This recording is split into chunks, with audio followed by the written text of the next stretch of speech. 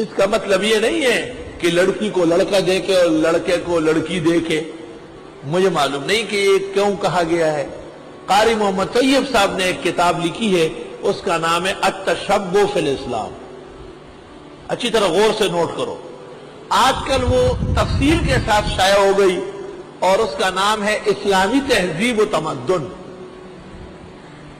اس میں لکھا ہے کہ اتفاقیہ ہو سکتا ہے کہ لڑکا گزر رہا اور لڑکی نے دیکھ لیا کہ اچھا یہ ہے، اور لڑکی گزر رہی تھی اور لڑکے نے دیکھ لیا، لیکن دونوں ملانا ہے، اکٹھے بٹھانا میں سمجھتا ہوں مناسب نہیں ہے اور اس سے پرہیز کرنا چاہیے.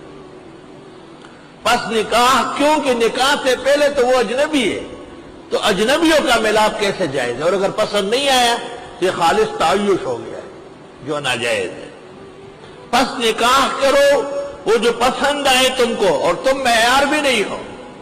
بہن پسند کرے، والدہ صاحبہ پسند کرے، اور اس زمانے میں تو اور ذرائع بھی ہے دیکھنے کے، مختلف ذرائع ہو سکتے ہیں، تو آپس میں مل ملاپ قبل النکاح ناجائز ہے، بلکہ رخصتی سے پہلے بھی ناجائز ہے.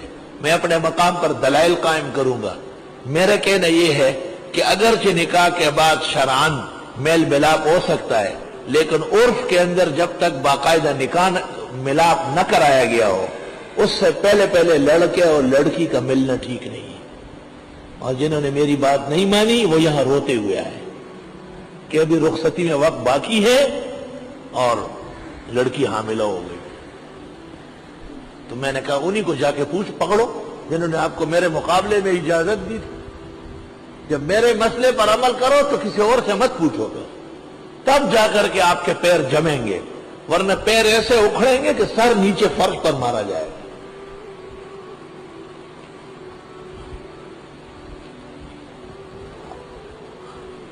مشہور خبر ہے کابلی سے نکاح ہوگا پېښور علاقہ کې بیا مشرانو یې کال پس به واده کوو که خیر کابلی چې شپه شوې ده هغه کور ته راغلی ورې ټکوی دی ولې ما وایي چې روبۍ شپه ده که نه بیبي صاحب ته السلام علیکم وایي ته اوږده ستا لیلی داسې واده نه ده شوی او دی منکر راغلی هغه ته هم ګناه نه وه نکاح خو شوي وه لیکن انہوں نے بھی اجازت نہیں دی کیونکہ رخصتی نہیں ہوئی تھی.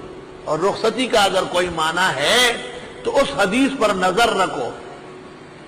عائشہ بخاری میں کہتی ہے میرا نکاح تو اس وقت ہوا تھا لیکن رخصتی بدر کے قریب ہوئی ہے، اور ام المومنین فرماتی اس سے پہلے ہم آپس میں ملے نہیں ہیں، نہ ہم نے ملاقات کی. صلی اللہ علیہ وسلم ورضی اللہ تعالی عنہا.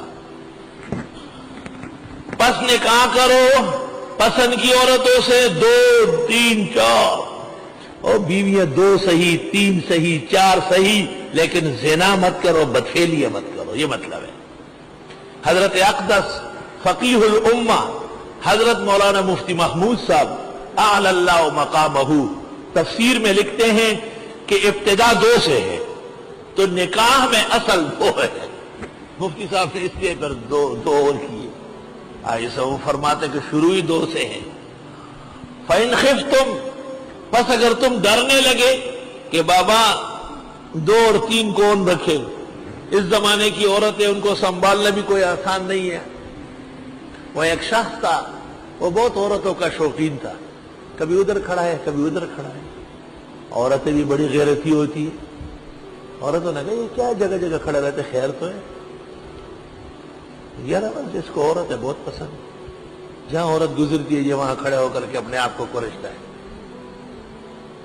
عورتوں نے آپس میں اتفاق کیا کہ اس کی اصلاح کرنی ہے. کون کون تیار ہے؟ 10-15 مستنڈی عورتوں نے کہا ہم سب تیار ہیں. اس کو اشارہ کیا کہ اس طرف آ جائے. وہ بڑا جلدی جلدی چلا گیا. تو یہ جو اناج صاف کرتے ہیں نا اس کو غاخی کہتے ہیں پشتو میں. 3 دانت ہوتے ہیں. زنانہ ہو غاخی راواشی اور رابان دیکھو زرے زرے کو پوالو نوزنی میں نہ لما میں کشران جو درس کرا غیری خپاو گیا.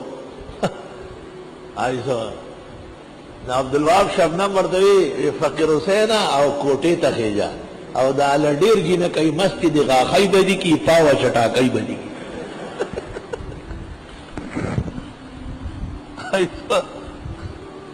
تو اس زمانے کی عورتیں 2-4 کیسے ہو سکتی ہے؟ مشکلات ہے. جس کی صحت بھی بہت اچھی ہو، کام کاج بھی زیادہ نہ ہو، پیسے اور خزانے خوب ہو اور اپنے آپ کو بھی تول سکتا ہو، اس کے لیے سنت و مستحب ہے، بہت پیاری بات ہے، اللہ کا حکم ہے۔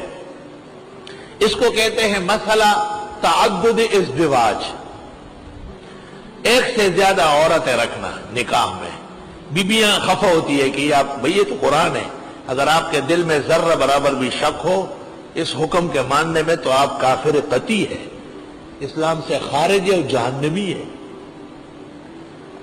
آپ نے یہ پابندی تو لگا لی کہ میرا خاون میرے ہوتے ہوئے کوئی اور نہیں کر سکتا، ٹھیک ہے، لیکن آپ کا خاون جو بدفعلیاں کرتا ہے، داشتیں پالتا ہے، کتنی عورتوں کے ساتھ رہتا ہے، اس پر آپ پابندی لگا کے دیکھ لیں۔ آپ گناہ کروا رہی ہے اور شریعت کہتی ہے گناہ نہیں کرنا ہے، نکاح کر کے لانا ہے۔